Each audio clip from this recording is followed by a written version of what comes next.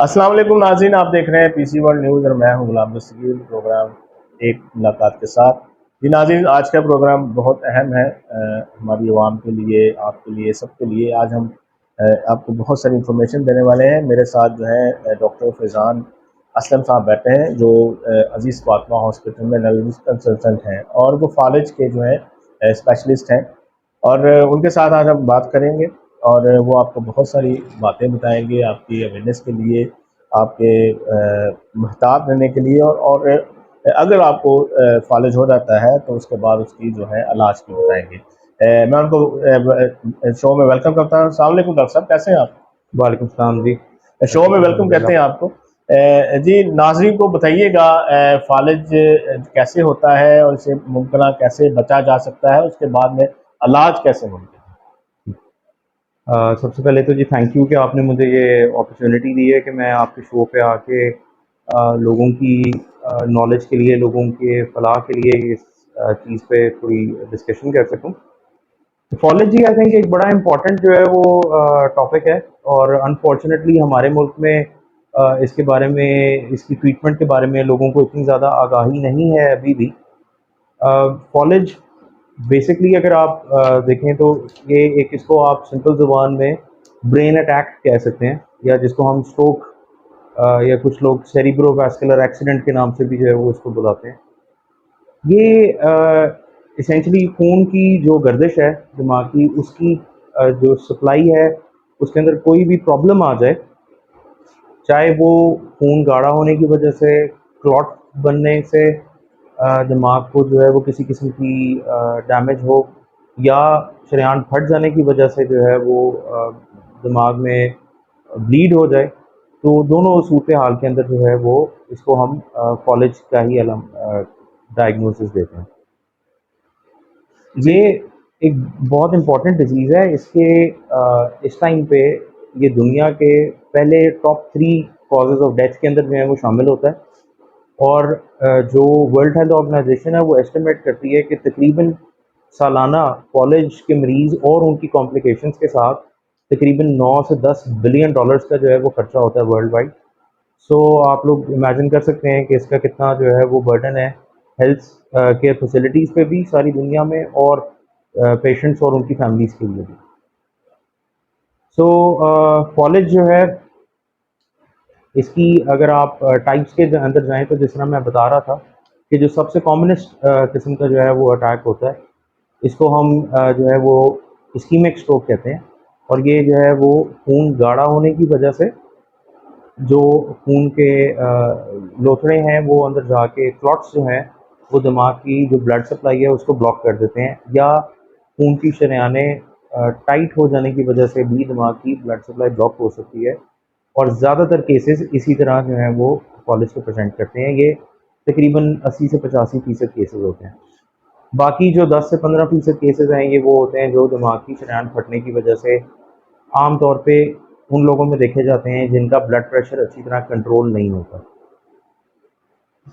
अच्छा so sir, इसमें मैं थोड़ा सा एक क्वेश्चन मेरे बताएं। ज़हन में आया है कि जैसे आपने बताया यहाँ पे कि खून गाढ़ा होने से नुकरे बनते हैं दिमाग में, तो उस वजह से अच्छा इसमें ये भी होता है कि किसी स्ट्रेस की वजह से भी फालिज हो जाए। जी, स्ट्रेस डायरेक्टली तो कॉलेज नहीं करता, लेकिन स्ट्रेस लेने की वजह से जो और आप एसोसिएटेड बीमारियां हैं जैसे कि बीपी है, शुगर है, उन सब चीज़ों की वजह से अल्टीमेटली जो है वो कॉलेज ज़रूर हो सकता है। सो कॉलेज के जो मरीज़ हैं उनके लिए ये चीज़ बहुत ज़रूरी है कि वो अपनी जो इस तरह के रिस्क फैक्टर्स हैं जिसके अंदर सबसे ज़्यादातर कॉमनली शुगर का कंट्रोल अच्छा ना होना, बीपी का कंट्रोल अच्छा ना होना, बीपी की दवाई बाकायदगी से ना लेना, कोलेस्ट्रॉल यानी कि जो चिकनाई है खून में उसकी ज़्यादती होना, ये ज़्यादातर उन्हीं लोगों में देखा जाता है जो कि नमक और चिकनाई का इस्तेमाल काफ़ी ज़्यादा रखते हैं खाने में।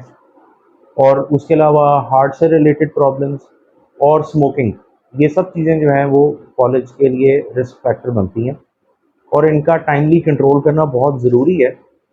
इसलिए क्योंकि हमने अभी रिसेंटली जो एक स्टडी की है अजीज़ फातिमा हॉस्पिटल फैसलाबाद में, उसमें हमने यही देखा है कि कॉलेज आम तौर पे जो है वो इसको बूढ़े लोगों के बीमारी के साथ जो है वो एसोसिएट किया जाता है।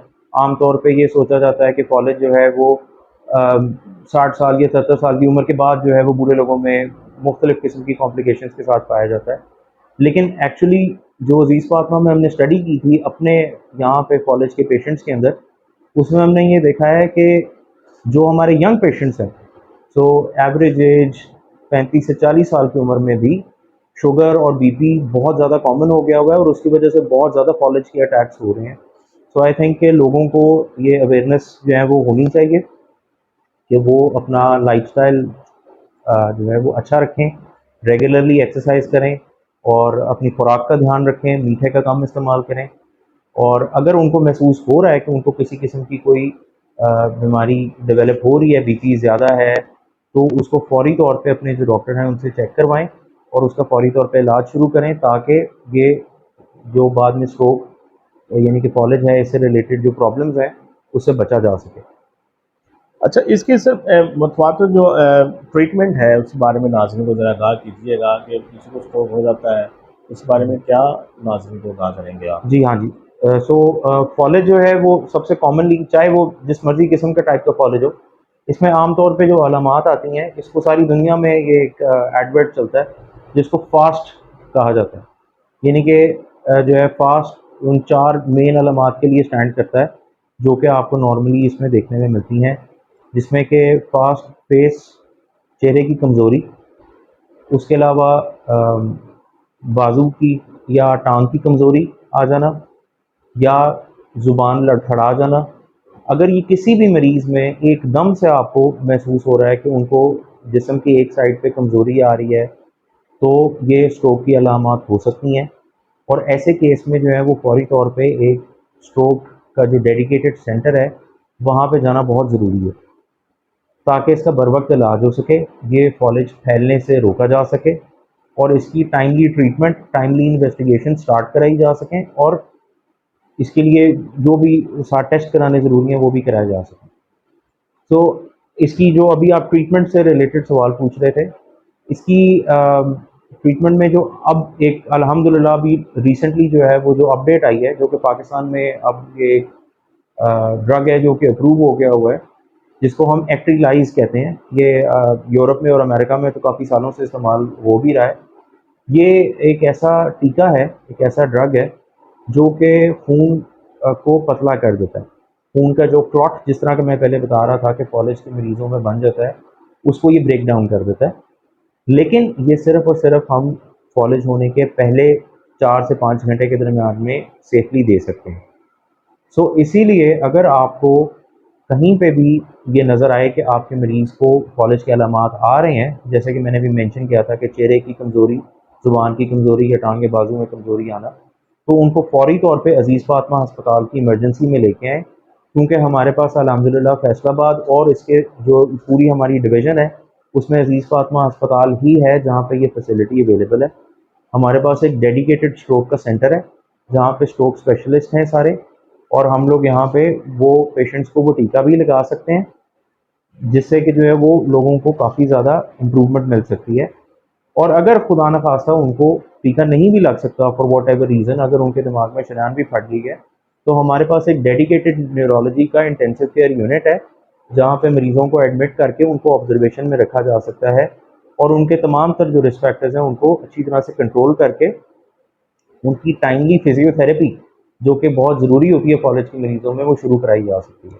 अच्छा सर, इसमें एक सवाल जो मैं आपसे करना चाहूँगा कि जैसे आपने कहा कि शरेआन फट जाती है तो फिर वो टीका शायद करामद ना होगा, जी। तो इसकी कोई स्टेज है या कोई उसमें सूरत-ए-हाल होती है जिसमें टीका दे सकते हैं? कोई कैपेसिटी होती है या कोई लिमिटेशन होती है? हाँ जी, इसकी कुछ लिमिटेशंस हैं। अम, सो जिन लोगों को कॉलेज के 5 घंटे से ज़्यादा ड्यूरेशन हो गई हो, उनको हम नहीं दे सकते सेफ़ली। अगर किसी को अभी रिसेंटली कॉलेज हुआ है, पहले यानी कि पिछले कुछ 2 से 3 महीनों के अंदर, तो उन केसेज़ में जो है वो इसकी टीके के देने का रिस्क ज़रा ज़्यादा होता है। या ऐसे लोग जिनको पहले दिमाग में कोई बहुत बड़ी चोट आई हो, जिनको दिमाग की ब्रेन सर्जरी हुई हो, उन केसेज़ में जो है वो देना मुश्किल होता है। लेकिन ये सब चीज़ें बेहतर ये है कि आप वहाँ अजीज़ फातिमा अस्पताल में लेके आएँ, ताकि ये डॉक्टर असेस कर ले वहाँ पे ऑन द स्पॉट कि आया कि ये सब चीज़ें होने के बावजूद टीका लगाना सेफ़ है या नहीं है।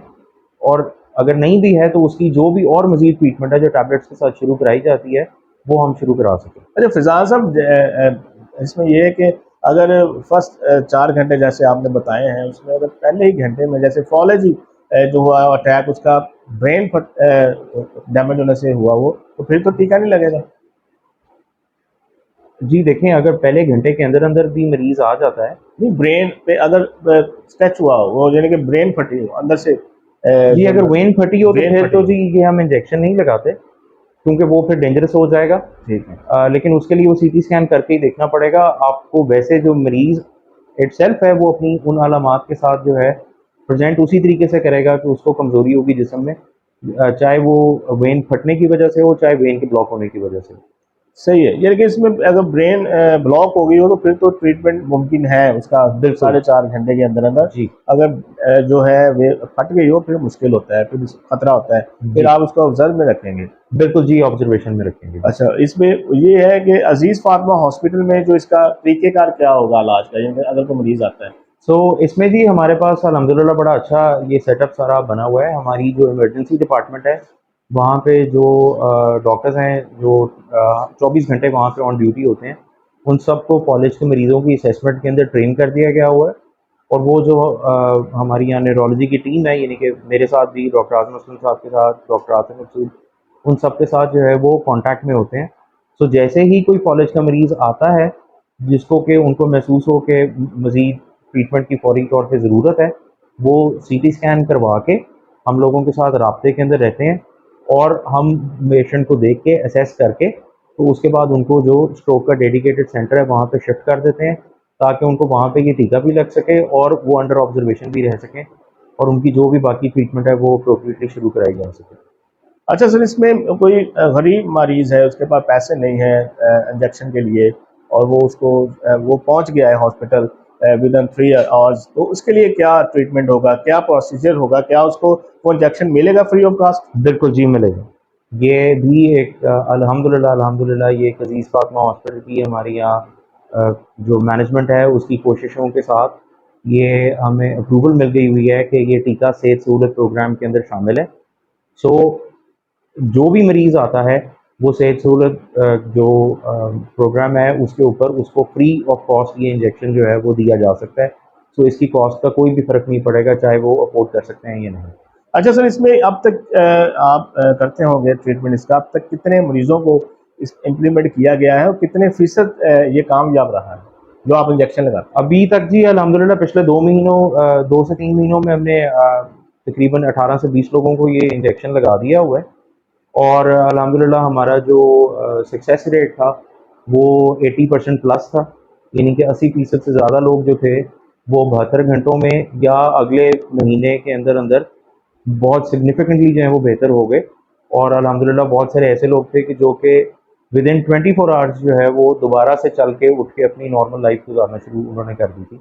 तो बड़ा अच्छा सक्सेस रेट है हमारा यहाँ पे। अच्छा सर, इसमें अब हम प्रोग्राम के एंड की तरफ चलते हैं। हमारे चैनल के तरफ से आप लोगों को एक पैगाम देना चाहें कि कैसे इससे हमें जब अलामात आती हैं तो कैसे बचा जाए और कैसे इसका ट्रीटमेंट लिया जाए, और किस तरह इसको हम अपनी ज़िंदगी को फाले से बचा सकते हैं। ये पैगाम ज़रा नाज़रीन को हमें दीजिएगा। सो जी बस पैगाम यही है टू समराइज़ के फ़ॉलेज एक जानलेवा बीमारी है।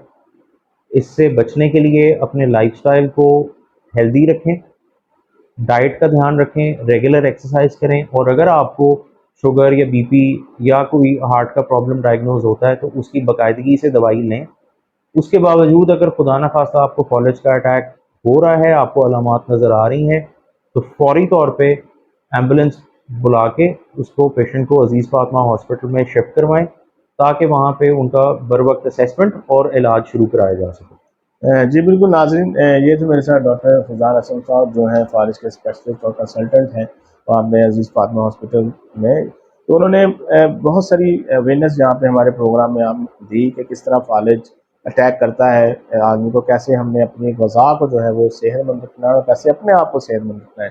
क्योंकि अगर प्रॉपर जिस्म में खून की गर्ज़श जो है वो प्रॉपर उसकी सप्लाई चलती रहेगी तो किसी भी हालत में फालिज नहीं हो सकता। हमारी जो खुराक की जो मेंटेन है उसको हमने कैसे रखना है, हमने नमक का कम इस्तेमाल करना है, हमने ग़िज़ाई जो मरगन चीज़ें हैं उनका कम इस्तेमाल करना है ताकि हमारा जो खून है वो गाढ़ा ना हो और उसके लोथड़े जो हैं वो दिमाग की शरीयानों में ना बने।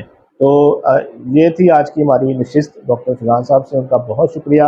हमारी पूरी टीम उनका शुक्र गुज़ार करके उन्होंने टाइम दिया हमें इतने अच्छे टॉपिक पे बात करने के लिए।